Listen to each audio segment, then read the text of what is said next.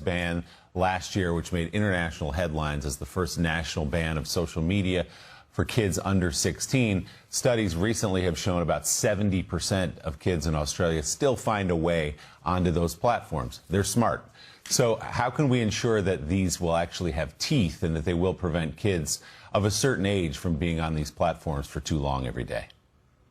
We followed what was happening in Australia, and when we came forth with these protections, including a new age assurance process to ensure those under 13 or 13 and under cannot use the platform, and then under 13 cannot use the platform, 13 to 18, that these protections were in place, we will hold them accountable. We have a monitor that we will set up to ensure compliance over future years, and we will continue to watch this progress in real time.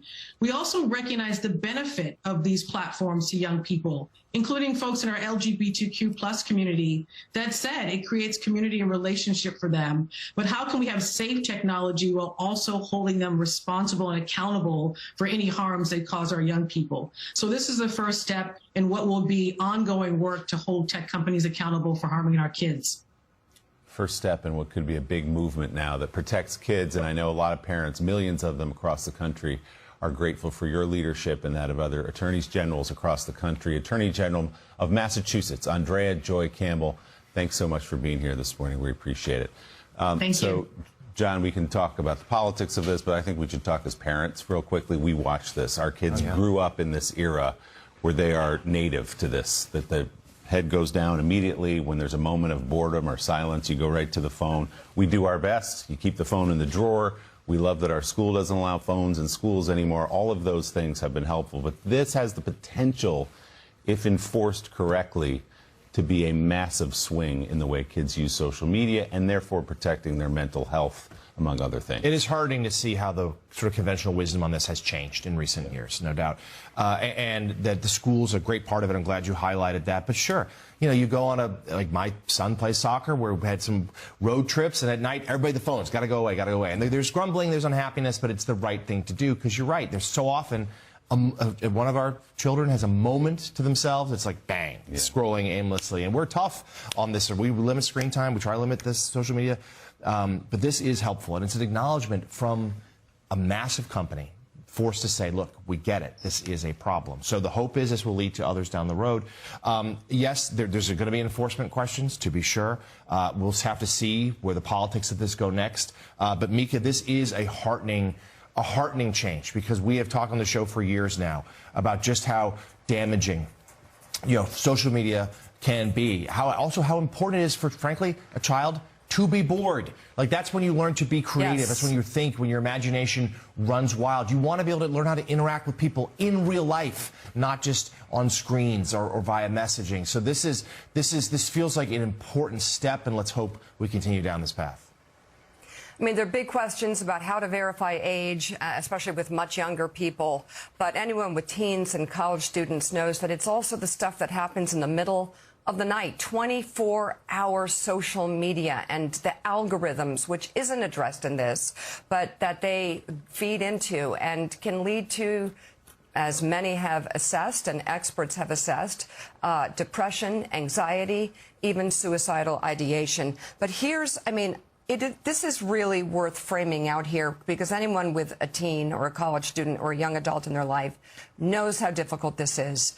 Meta's putting out this, for now, a 2-hour daily time limit, turning off access to apps at night as a default, no notifications during school hours, clear prompts and notifications to teens every 15 minutes of continuous screen time, new parental supervision controls so parents can decide how teens use the apps.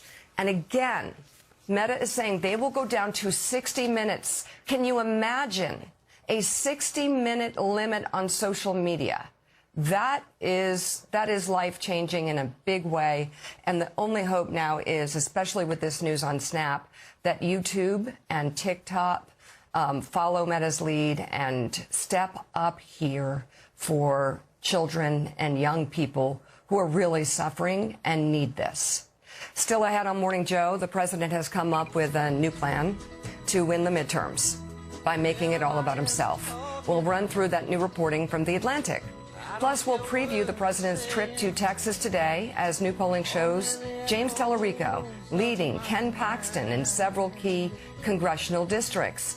And as we go to break, a look at the traveler's forecast this morning from AccuWeather's Bernie Rayno. Bernie, how's it looking? President Trump promised to bring down prices. You voted for him 3 times. Are you disappointed? Very disappointed. Very disappointed. Why? Because the prices haven't gone down. I don't know. I'm over it, I think. Over the Trump thing. The Trump wagon, whatever you want to call it. You could talk directly to the president about the war, about the prices, about the economy. What would you tell him? Stop the bullshit. Make America great, like you said. That's what I'd say. Well, that was one Trump voter in Iowa speaking with MS Now's Alex Tabbitt. To that point, a new poll by Strength in Numbers and Verisight shows President Trump is underwater on every major issue heading into the midterms, even on border security. That was one of his strongest issues in the past. The poll finds Trump's net approval now at -5, and yet President Trump has come up with a simple plan to win the midterm elections. More Trump. That's according to new reporting from The Atlantic. The outlet reports the president gathered top political advisors in the Oval Office this month to discuss how to spend his super PAC's $400 million ahead of the midterms before landing on the strategy of focusing on himself, ordering a series of television advertisements about his own record that will serve as a backdrop to the hundreds of individual House and Senate contests. People familiar with the discussions tell The Atlantic an ad blitz is set to be rolled out soon from MAGA Inc. Joining us now, MS Now senior White House reporter Vaughn Hilliard, along with MS Now contributor Mike Barnicle, and presidential historian and Pulitzer Prize-winning author Jon Meacham. Vaughn, I'll just start with your reporting as you follow this out in the field. The president seems to think that he can focus on himself. Let's not underestimate that because they've got a lot of money to spend. And the hubris of the President of the United States leads one to believe that he may actually believe that to be true, saying that if Republicans lose Senate and House races in November, it's not because of him, but it's because the country doesn't like the Republicans in Congress. This is the part of sort of the isolation of the president inside of the White House right now and the extent to which he is hearing voices like that directly from Alex Tabbitt. And if you're looking at the coffers and the extent to which the president actually wants to help out Republicans down ballot, it's questionable. And while they are planning this ad blitz, we reported 1 month ago, literally today, that $400 million coffer that MAGA Inc. has at Donald Trump's disposal, his own super PAC, they have spent less than $1 million. And where did that money go? It went to Darlene Graham, an intra-party Republican battle. And so when you're looking at the promises, you know, we've been talking repeatedly to folks that are working across the Republican apparatus trying to help these candidates. And the big question is, where is he going to spend the money? And now there's some details here from The Atlantic that he intends to spend it promoting himself. And as he himself posted on Truth Social yesterday, in part, GOP's only path in November, defend Trump. Donald Trump believes that to a certain extent, and now he's directing the allies that have the access to that cash to go and spend it that way. So, Jon Meacham, I mean, we see candidates in Senate races, close Senate races across the country. Think James Tallarico, for example, in Texas, just hanging Donald Trump around the neck of their opponent. Ken Paxton has supported everything Donald Trump's ever done, and you see that in races all over the place. Democrats are happy to have Donald Trump at front and center of this conversation over these midterm elections. Donald Trump, of course, does not have the kind of personality that would lend itself to stepping away and saying, you guys are right, I shouldn't be around. He can't help himself. The question is, does it cost, perhaps, Republicans the Senate this fall? I think one caveat we should state up front is almost everything we've predicted about Donald Trump since 2015 has proven to be wrong. There are a lot of folks who at various points have declared the phenomenon to be running out of gas. It's over. He's gone too far. And here he is. As he himself said in the most honest thing from the inaugural address in the rotunda on that cold January day, can you believe this? You know, which is sort of not a bad way to capture the era. We are such a closely divided country. These are de minimis margins that shift these elections, that we are once again going to be, I think, in more of a turnout battle. I would argue, and again, take it for what it's worth, you know, this notion of this vast Democratic landslide coming feels to me to be premature, to say the least, if only because we don't live in an era of landslides when you step back from the country itself. These are incredibly close races in districts that are, in fact, competitive. A state like Texas is going to be, you know, for a Democrat to win there would be a remarkable thing. And President Trump, let's just be honest, has a remarkable capacity for political resurrection. Now, can he transfer that? That's the question you're asking. Don't know. But if you're Donald Trump and you've gotten this far by being about Donald Trump, what in your life experience would suggest to you that you do something else?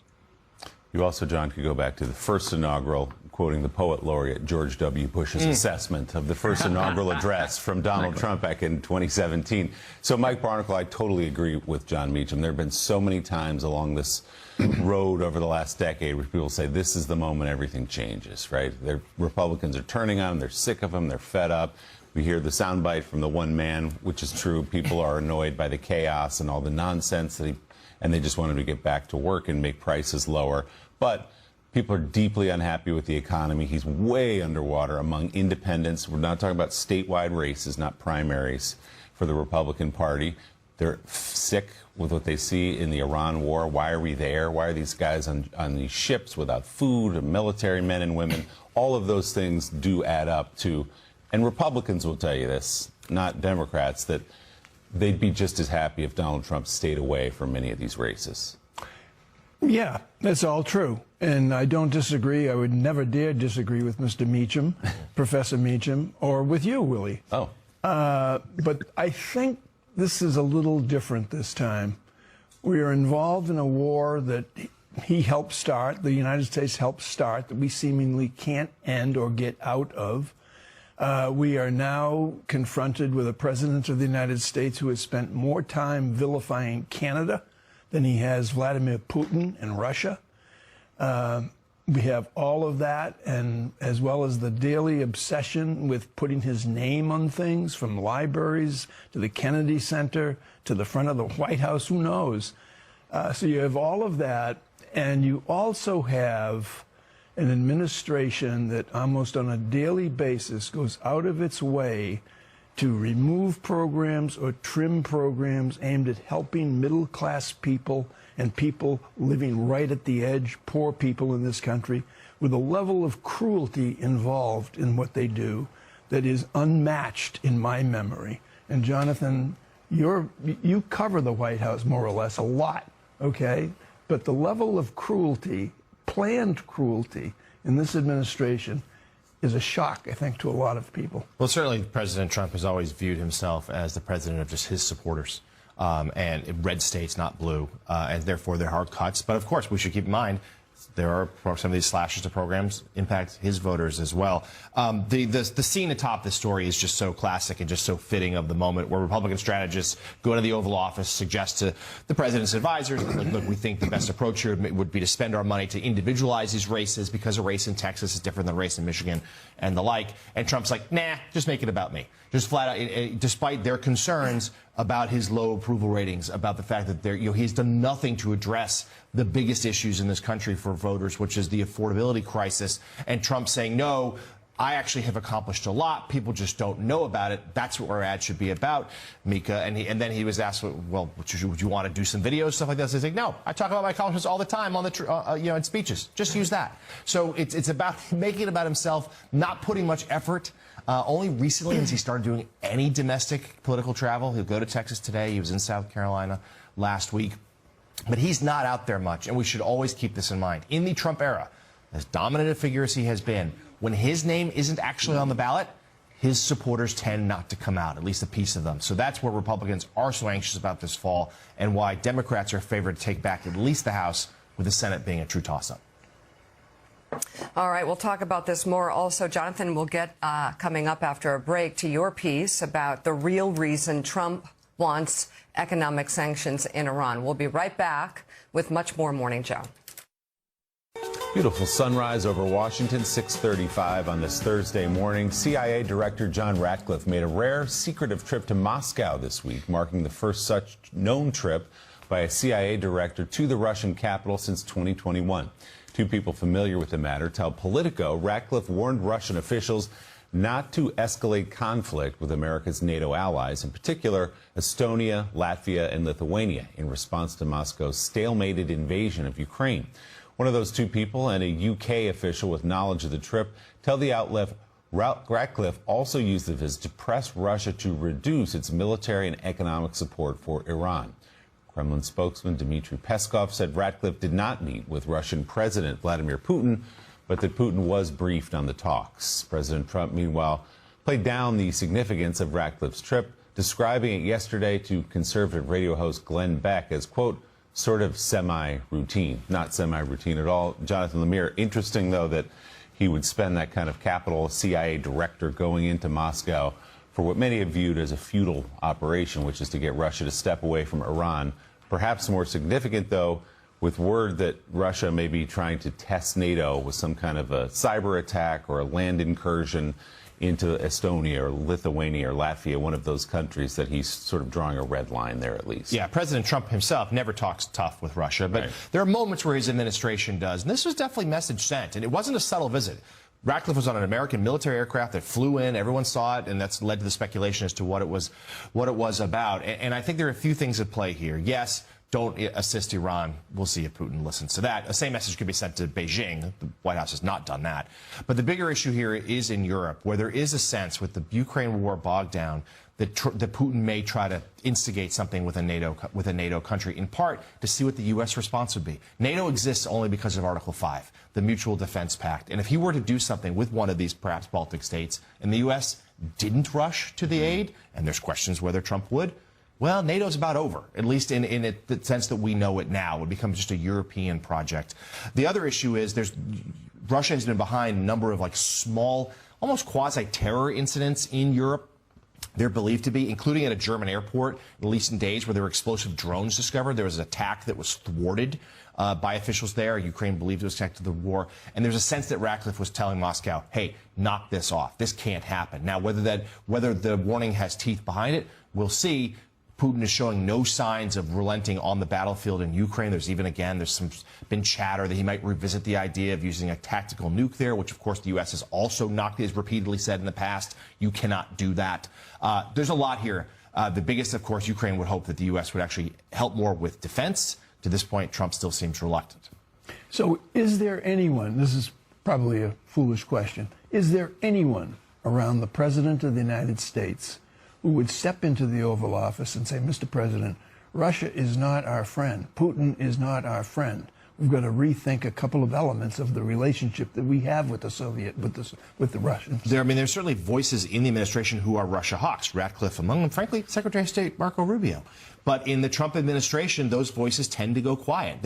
Especially in Trump 2.0, it is a feature, not a bug, that these are just sycophants who are going to do what he wants to do, who are rarely going to tell him bad news. And we've seen that, reminded of that again this week with the reporting from the Wall Street Journal about the origins of the Iran war, that even some members there who had reservations kept quiet, including Chief of Staff Dan Kane, who seemed to overly promised, Chairman of Joint Chiefs of Staff Dan Kane, who overly promised what the U.S. military could do. J.D. Vance appears to have been the lone voice to say we shouldn't do this, but then he came around too. That's what happens here in Trump 2.0.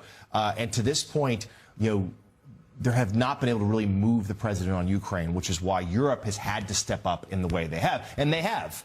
But, Europe can only do so much compared to the breadth of the United States. Well, speaking of the war with Iran, President Trump portraying it as over, despite the conflict very much continuing as it now approaches its 7th month. The president yesterday posted this AI image on social media showing himself standing between two signs. One reads, "Mission not accomplished, 2001 to 2021," next to an image of President George W. Bush.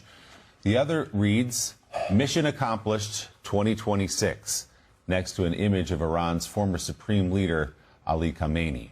While Khamenei was killed at the start of the war, his hardline son has taken his place as leader, and despite the president's declaration in that post, most of the stated objectives for the war, like ensuring Iran can never obtain a nuclear weapon, remain not accomplished. So, Jonathan Lemire, I don't quite get John Meacham, I don't quite get the sign that's up there. We see, of course, George W. Bush had the moment on the deck of the USS Abraham Lincoln, which is back in the news recently. In 2003, there was a mission accomplished banner that was held over his head for a very long time about the Iraq war. I guess he's suggesting that President Trump, somehow achieved regime change because Khamenei is dead, in a way that Presidents George W. Bush, Obama, by the way, President Trump in his first term, and President Biden did not. But what do you see in that image? And, by the way, the president just hoping this war will go away. Well, the fact that he's posting artificial images of his heroism as commander-in-chief, I think, tells you everything you need to know, right? I mean, it's an invention of and a dispute, an open, ongoing dispute with reality. By the way, reality is undefeated in human events, right? That it's gonna win, no matter what we do to create a false sense of security and affirmation around ourselves. Facts will out. And I think we're in a real democratic lowercase d crisis here, because the Iran war is, to my knowledge, thinking about it, and Barnacle, who's been doing this since Fort McHenry in 1812. So tell me if I'm right here. This is a conflict with almost virtually no purchase, no role in the American imagination, right? Can people picture what's happening? Can you think of an event? You know, it's not something that we're engaged with in a way that a country should be engaged, a democracy should be engaged when we project power in our name. Compared to what both President George H.W. Bush and President George W. Bush did with Iraq, with Kuwait in 1990-91, and Iraq in 2003. Those were, say what you will about why we did it, how we did it. It was laid out for the public. And in 2003, the intelligence was wrong, but there was Colin Powell at the UN. They went to Congress. You know, they told a story not for artificial ego purposes, but a story so that we would be engaged with our blood and treasure. And that has not happened here.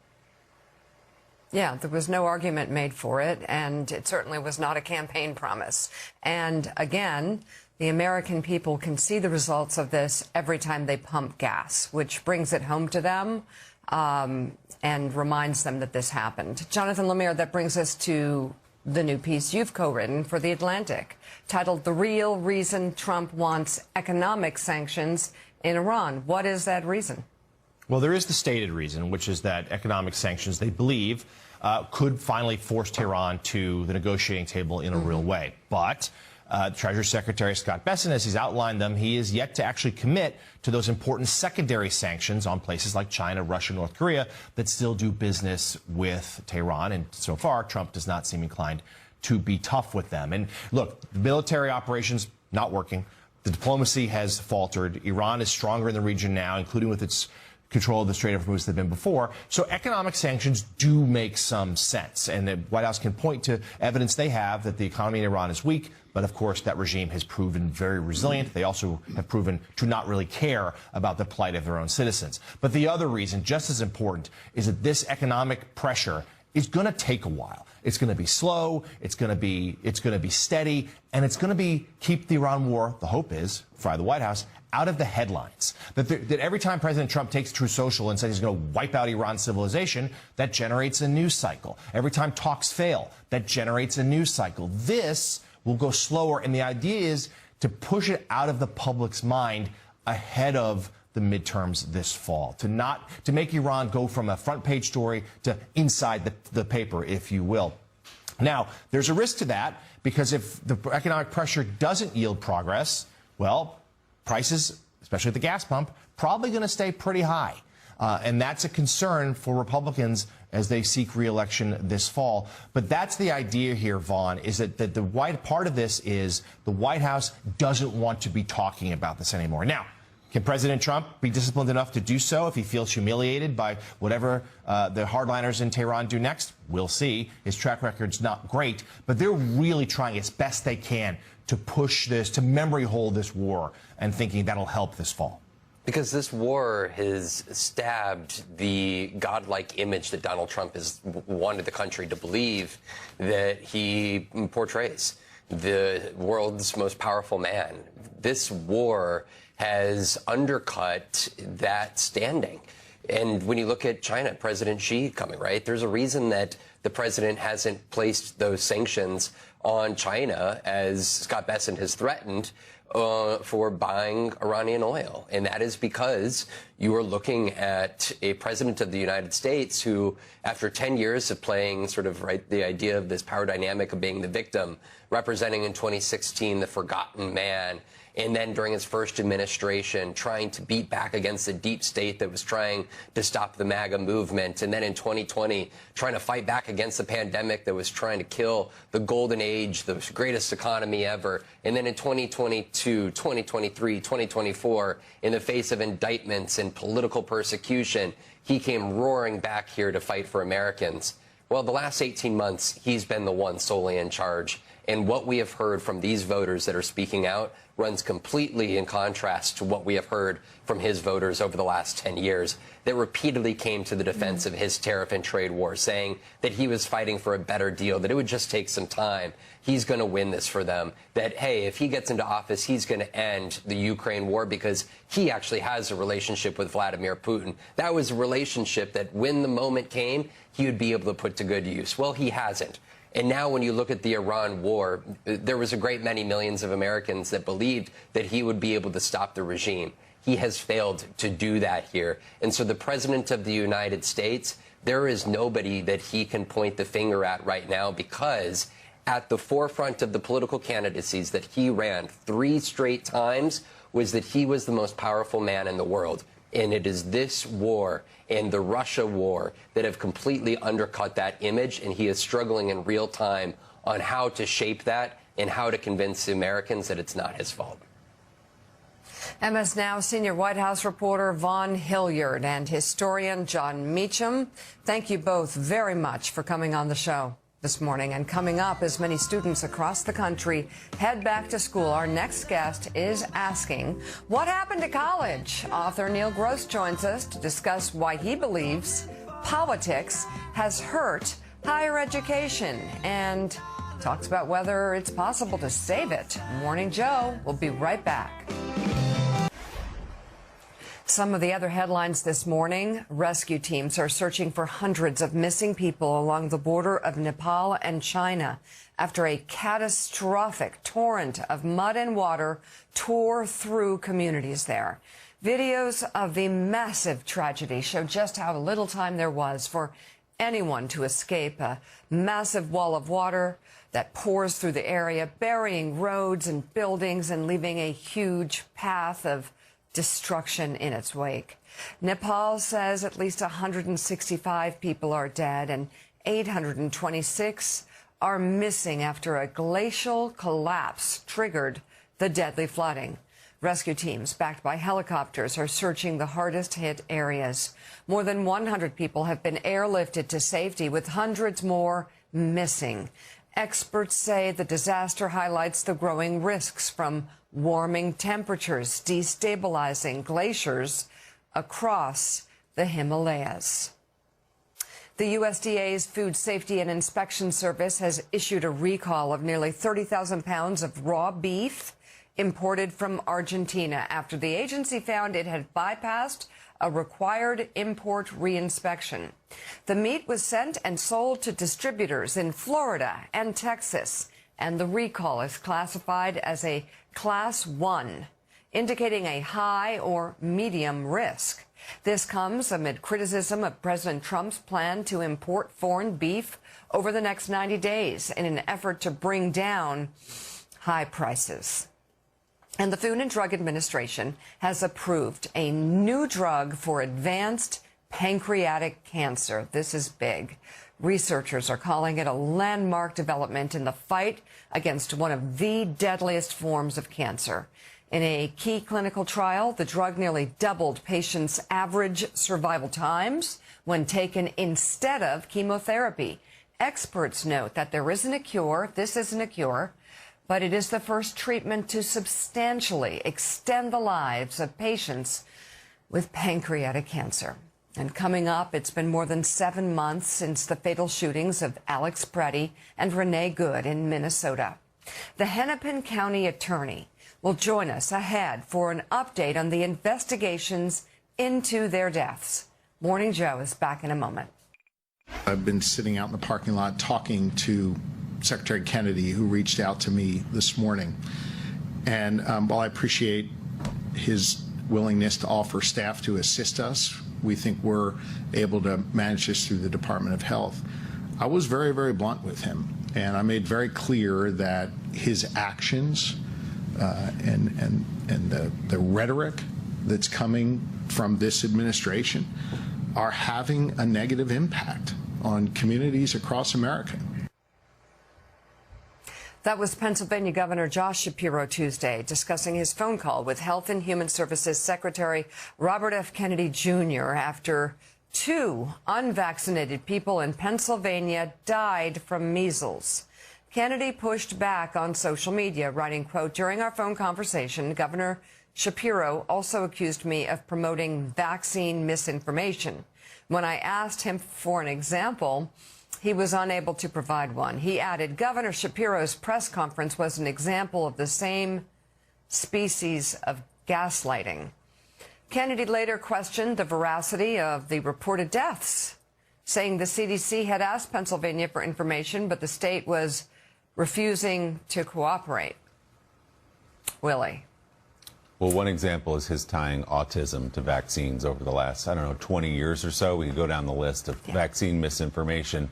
Jonathan Lemire, it is a statement of fact that measles cases are up in this country, not just because of Robert F. Kennedy Jr., but because of all the misinformation that's been spread. We had Donald Trump from the chair in the Oval Office saying the MMR vaccine is potentially lethal. Of course, it is not. He provided no evidence when asked that. So we can go down the list if Secretary Kennedy wants to talk about this. It's just a fact that the rhetoric is contributing to less vaccination in this country and therefore more disease. No doubt. The number of vaccine skeptics has really spiked in the last decade or so. A lot of conspiracy theories behind that. The COVID pandemic played a big role. But now that kind of talk is being elevated from the Oval Office, from the head of our nation's health system, Mike, with Secretary Kennedy. And maybe Governor Shapiro was just being polite and didn't provide a list of examples of Kennedy's conspiracy theories. There are many. Willie hit a couple already. But we know right now the nation is less healthy, whether that's the outbreak of disease, what we've seen from all these food contaminations, and certainly we have seen measles, a disease that was once eradicated. We're on the verge of losing our status as having eliminated measles because of what's happened. That's the point that you just raised right then. What has happened to this country? What kind of an administration do we have where measles was under control for decades because of your kids getting a measles vaccine and other vaccines prior to school or whenever at a very early age? Now that's gone. What kind of an administration is this? And for Bobby Kennedy to walk away from any kind of responsibility. He knows nothing about vaccines. Of course not. He's a conspiracy theorist. Let's take a turn now. It's 7:03 here on the East Coast as millions of students begin the fall semester at schools across the country. Our next guest is asking the question, what happened to college? Author, professor, sociologist Neil Gross interviewed and polled students on how the country's polarized politics has remade the college experience. Finding undergraduates today are choosing their schools, majors, their friends, their partners, and activities on the basis of their political beliefs to a degree unthinkable just a decade ago. And Neil joins us now. His new book is titled What Happened to College? How Politics Broke Higher Education and What We Can Do to Fix It. Neil, it's great to have you on this time of year. Students starting class this week at a lot of colleges across the country. So what is the answer? I know it's a long one. You wrote an entire book to what happened to college and how the last decade of our politics plays into that. So the answer is polarization. Polarization undermines lots of different institutions, from the judiciary to the operations of the parts of the federal government, and it's undermined the operations of college, of higher education. One of the things that I found after I started researching this book was that students are making all sorts of decisions about the college experience, as you said, where to go, what to study, who to be friends with, based on whether they feel like they will be with someone who thinks the same way that they do. And that's not a good way to run a college. And what are colleges themselves doing to try to combat some of this? You don't want to be a college that only thinks one way or has the image or the brand that, oh, that's that kind of college or that kind of college. How are they working to fix this, if they are? Some are doing a better job than others. This has been a slow build problem, and it very much ties into the declining confidence in higher education that we've seen from the right, but also from the center, even from parts of the left. For a good number of years, starting 2014 or so, as the progressive movement really bubbled up and became strong in this country, lots of colleges sort of leaned into that and tried to establish themselves as places that you would go if you were on the left and were interested in activism, and that's not good. I mean, that's not the kind of thing a college should be doing. So that established some colleges as places where you'd go if those were your interests, and then other colleges basically marketed themselves as places you would go if you weren't that interested in politics or if you were on the right. So we end up creating these political bubbles in higher education, and that's really antithetical to what a college experience should be, which should be about debate, thinking about big ideas, and fighting people who disagree with you. Neil, one of the things you point out in your book is that as many as 50% of student applicants for colleges seek a political fit to their venture into higher education. That's incredible. Yeah, I mean, that political fit means different things. Most students go to college in-state. Like 80% of students go to college in-state. So they're looking for a different kind of political fit. But I talked to students who said that they wanted to be with students who thought like them. I also talked to students, for example, young women who did not want to go to school in places that had abortion bans because of concerns about that. I spoke to young people on the right who did not want to go to school in states where they felt that the gun control legislation was too strong because they were worried about their safety. So people are factoring politics in a whole variety of ways. It's not always the deciding factor. The main thing is still cost and prestige, but it's certainly there as people are thinking about it. So this is not ideology versus intellect? Well, there is some element of that, for sure. It's interesting, this most recent generation, like the kids who are just starting college this year, last year, the year before, they're a little bit different than the kids who were in college 2020, 21, and certainly during the protests and encampments of 23, 24. For those kids, the ideology, for many of them anyway, the ideology was really strong. College students are pretty left-leaning. And for no small number of them, they really wanted to have a college experience where they could, if not pursue their ideology as a set of ideas, at least take classes that were consistent with it. This most recent generation, it's a little different. They're wary of ideology to a greater extent than certainly the rise in sort of self-segregation here is only going to reinforce those silos and make these problems even worse. So, I mean, is there a solution here? Where do we go? So the first step, I think, is for higher education to recognize that we've been part of the problem. It's hard to imagine that an institution can combat polarization all by itself, but that should be one of our things that we do as colleges. We should be all about trying to bridge divides, give people a common sense of ideas and a foundation to understand their worlds. So I think the first step is just recognizing there's a problem. We shouldn't be contributing to it. Then I think there's smaller things we can do as well, including small things like randomized roommate selection, which is something that a lot of colleges have gotten away from. And that's a great way to meet people who disagree with you, but not if you get to choose who you room with. And what about the faculty, Neil? You get into that here as well. You found that faculty, which always has leaned left, I think it's fair to say in colleges, has gotten even more so in the last few years? Yeah, I first started working on this like 20 years ago in 2005 and 6 and did some big surveys of faculty. There was a lot of concern back then, are faculty brainwashing kids? So did a lot of research and found, those concerns were overstated. Faculty were on the left, but there was a fair degree of restraint on what they did in the classroom. There's been some shifts since then. It's part of what motivated this book.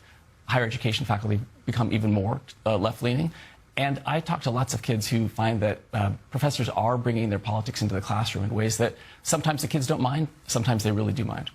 Fascinating look at this question. The new book is titled What Happened to College? How Politics Broke Higher Education and What We Can Do to Fix It. It's available now. Author, professor, sociologist Neil Gross. Neil, thanks so much. Hey, thanks for having me. Mika? All right, we'll get to our top stories this morning. The big one, Meta has agreed to pay up to $17 billion and to make significant changes to its platforms as part of a landmark settlement with states over teen social media addiction. The lawsuits accuse the social media giant of contributing to the youth mental health crisis with its addictive design features and collection of data without parents' consent. All but 2 states have agreed to the settlement, which will be paid out over 10 years, with California receiving the largest sum of at least $1.5 billion. Additional safety measures will now be implemented, including 2-hour daily time limits and built-in pauses for children. It will also eliminate notifications during weekday school hours as well as overnight, and limit social comparison features such as like counts and makeup filters. Meta will withhold $5.3 billion of the settlement to be released on the condition that YouTube and TikTok will implement similar safety features, and pay the same amount. It's an effort by the company not to get singled out and to also make it easier to enforce broader safety policies. And I've been talking to some people directly connected with this, with the conversations with the AGs, told that Snap is going to follow Meta's lead, which would leave YouTube and TikTok as the remaining platforms that would still have the Wild West going on their platforms, and a lot of problems for young people. What Meta's argument is if all social media platforms step up and do the same thing, then there can be an actual positive impact on children around the world. And Meta even says that they will put their limits down to 60 minutes per day for young people, for children. 60 minutes. That would be life-changing. And Willie, for 10 years here on Morning Joe, we've been talking about the dangers of social media. We've been seeing it in our own kids and their friends and the challenges that they struggle with because of the addictive nature of it, the algorithm, the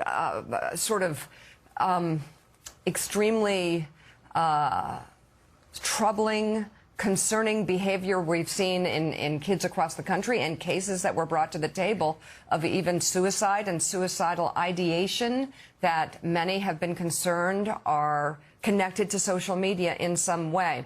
So Meta, at least at this point, is taking the lead and putting in some very dramatic changes. I mean, these, if they can be enforced, and that will be one of the questions, enforcement, how do you verify age, how do you monitor whether or not these changes are working?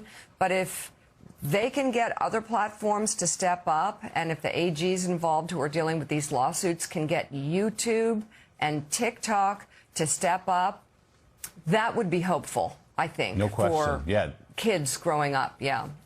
This has the potential to be a historic first step, this settlement. Not the money, that's a rounding error in the budget of Meta, but the terms that we've seen laid out. If they have teeth, if they can be enforced, if other companies, you say, follow suit and make this kind of an industry-wide standard, it could change the conversation. You're right, Mika. The conversation has totally changed over the last 10 years because parents have watched now. The sample size is big enough. The evidence is in what happens to kids, which is that they get anxious, they get depressed, they get isolated, they don't feel like they have to be out in the world making real friends because they have this virtual world that satisfies them.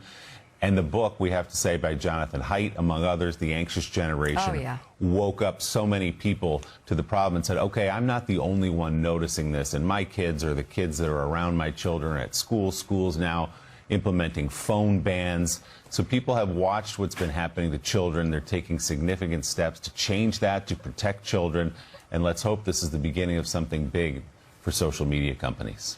Yeah, could give the power back to parents, which would be a big change, a change that my children didn't see in their lifetime. Yeah. To politics now. Last hour, we went through reporting from The Atlantic on President Trump's new midterm strategy. He wants Americans to see more of him, with ads about his accomplishments so far this term. It comes as he's starting to put this message out to voters. There's a theory that I get the vote. You know, I see it all the time, that when Trump's on the ballot, they win. When he's not on the ballot, the people don't go to vote. And I'm asking the people through your brilliant show, #1 show, I'm asking the people to get out and vote, pretend I'm on the ballot. If they go out and vote, we're going to win. And if we don't, our country's going to be in sad shape, because we're going to go through a lot of things. Okay, the president will take that message to Texas today, headlining an RNC fundraiser for Senate nominee Ken Paxton. The Texas Attorney General spent the majority of his campaign funds in the primary election against incumbent Senator John Cornyn.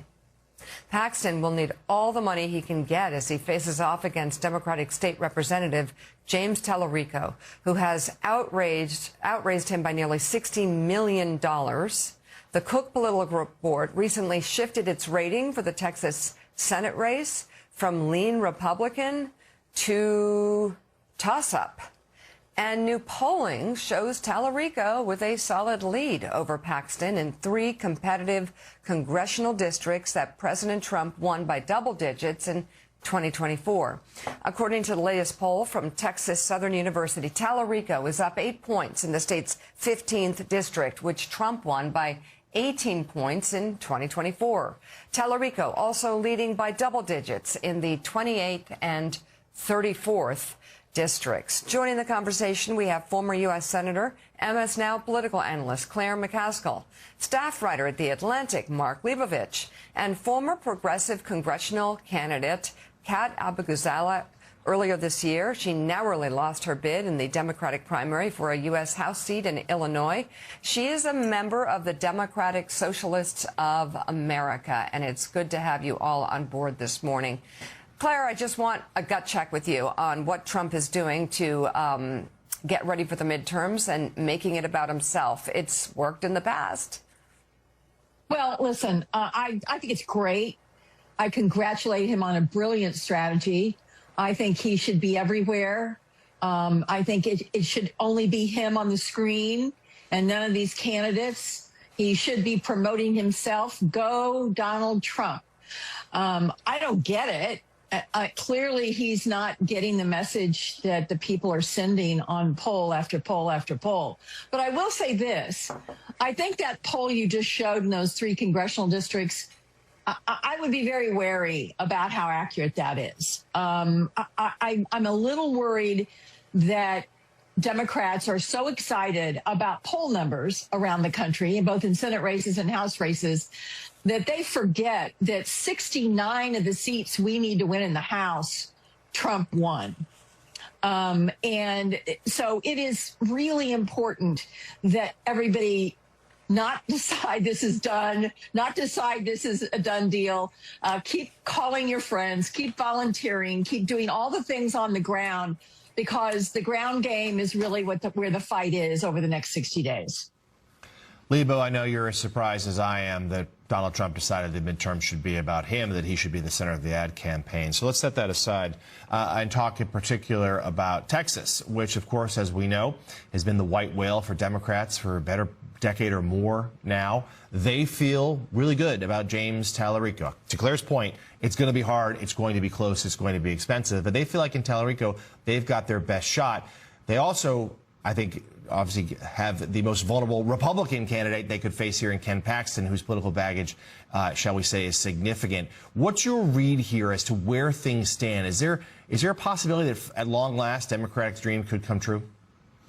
Yeah, I think there's clearly a better possibility now than there has been over the last few cycles, which is saying something, because they were feeling pretty good about the Beto O'Rourke, Ted Cruz race in 2018. I mean, this is, as you mentioned, it's a white whale. There's always optimism. There has been recently that Democrats are going to turn this around. I do think Tallarico has run a really, really solid race, and I think Democrats feel really good about Ken Paxton as an opponent. And so you have Trump going down there to campaign for him now. Texas might be one of the few places where Trump is actually a little less toxic. Well, he's less toxic in Texas because he's probably one of his stronger states. But obviously, Ken Paxton has had some real problems down there. To Claire's point, I do think there is a little preemptive giddiness on the part of Democrats. Those polls are just a few congressional districts. They're key congressional districts, but there is still a long way to go, and Texas does have a way of sort of reverting to the gravity that it is Texas at the end of the day. So we'll see. But I do think that Democrats, obviously, the momentum is real, the enthusiasm is real. And I think that obviously Donald Trump saying, look at me, is not a bad message for Democrats to sort of rally around, because I think that's sort of what's going to get them to the polls to begin with.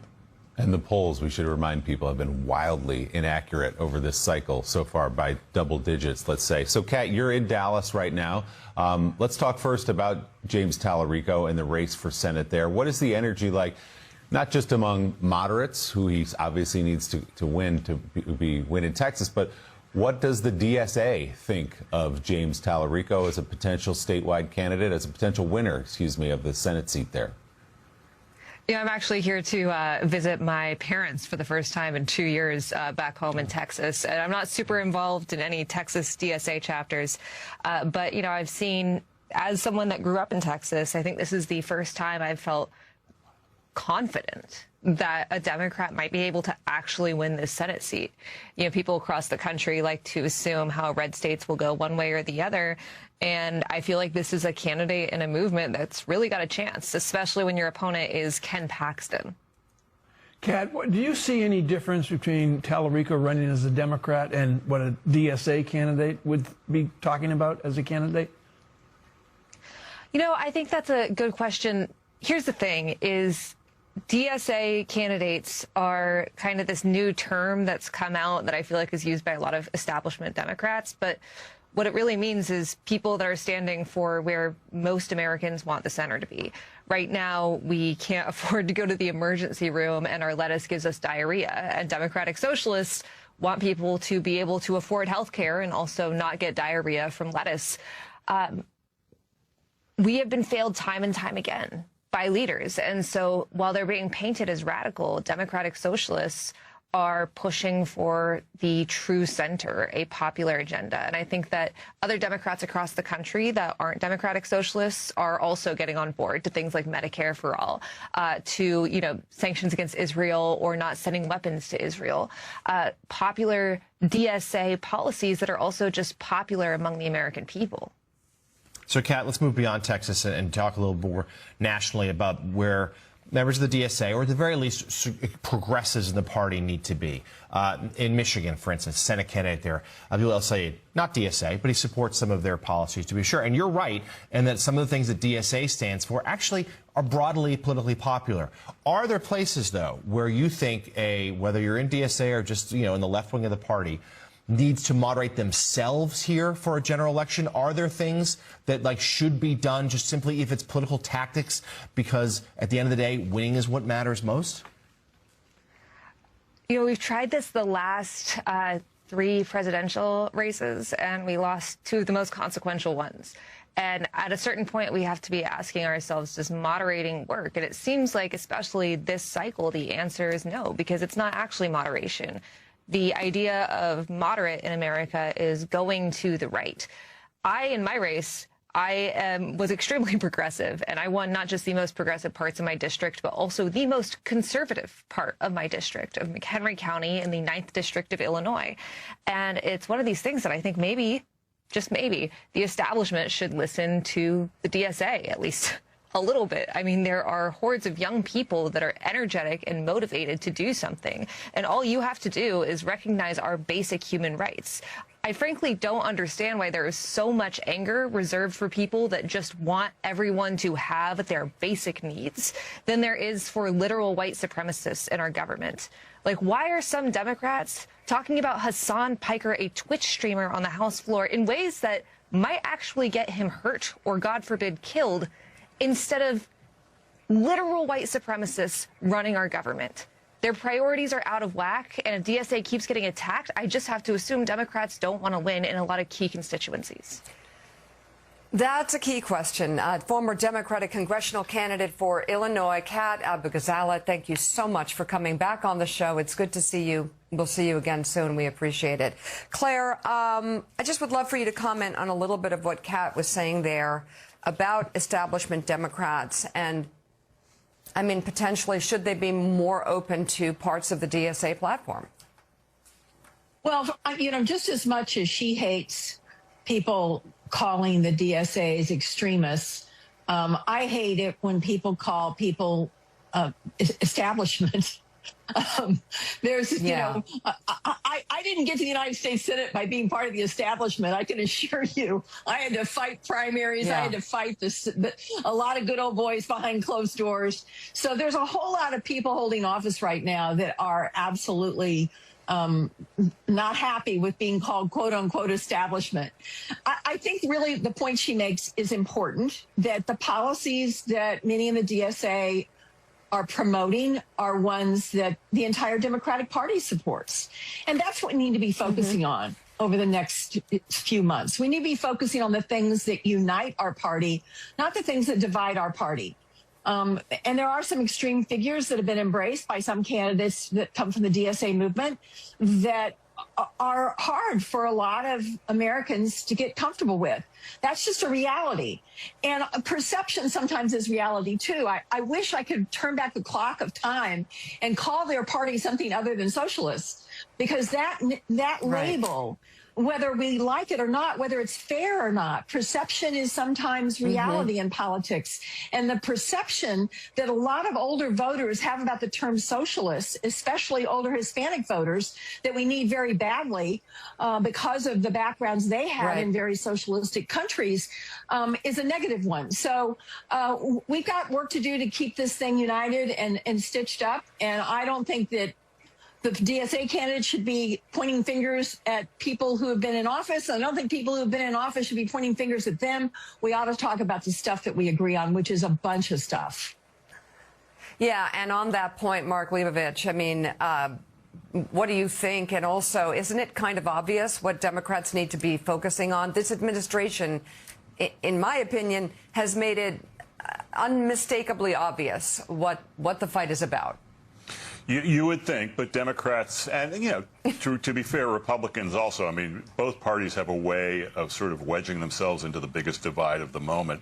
I mean, I do think what Democrats really need to look to is, I mean, clearly, I mean, yeah, the word socialist can be quite problematic from a pure branding standpoint, political standpoint, for reasons Claire just laid out. But I do think, as she also said, there are many parts of, you know, the sort of issue suite in there, whether it's mostly around healthcare, things like healthcare affordability, Medicare for all, a little bit more divisive, but still something that can be debated. And I do think that obviously Trump can be a great uniter, but also candidates. People like James Tallarico are trying to do this. Candidates like Sherrod Brown in Ohio, right? I mean, he is considered pretty liberal, but he is someone who has over many years triangulated a lot of support around just some core issue things, also around health care, around affordability, around jobs, things like that. So, look, there's a lot Democrats have to do, but they also have great opportunities. Mark Leibovich and Claire McCaskill, thank you both very much for coming on this morning. And still ahead on Morning Joe, it has been months since the shooting deaths of Alex Preddy and Renee Good by immigration officers in Minnesota. Now, federal prosecutors are turning over evidence. We'll speak with the local county attorney about what this could mean